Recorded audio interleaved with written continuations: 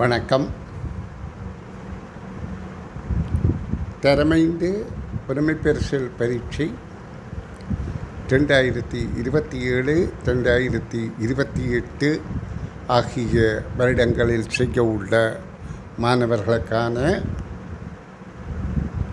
வினாக்களுக்கு விடை காணும் விளக்கம்.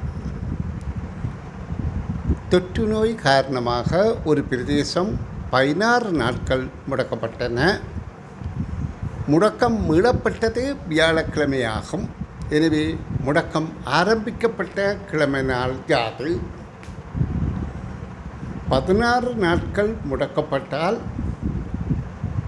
17வது நாள்தான் முடக்கம் மீளப்பட்டது.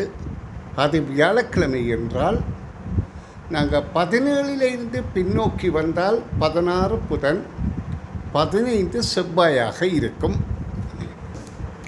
15 இருந்து 7 நாளை கழித்தால் 8, அதில் இருந்து 7 நாள் முன்னோக்கி போனால் செவ்வாய்.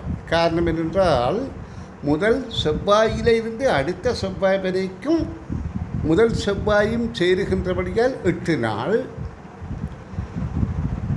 அடுத்த செவ்வாயிலிருந்து இறுதி செவ்வாய் வரைக்கும் செவ்வாய் சேராது புதனிலிருந்து அடுத்த செவ்வாய் வரைக்கும் 7 நாள், அப்போ 15 நாள். 16வது நாள் புதன்கிழமை தான் 16வது நாள். ஆனால் முடக்கம் மீளப்பட்டது 17வது நாள், அது வியாழக்கிழமை. எனவே முடக்கம் ஆரம்பிக்கப்பட்டது செவ்வாய்க்கிழமை என்பது தெளிவாகின்றது. நன்று.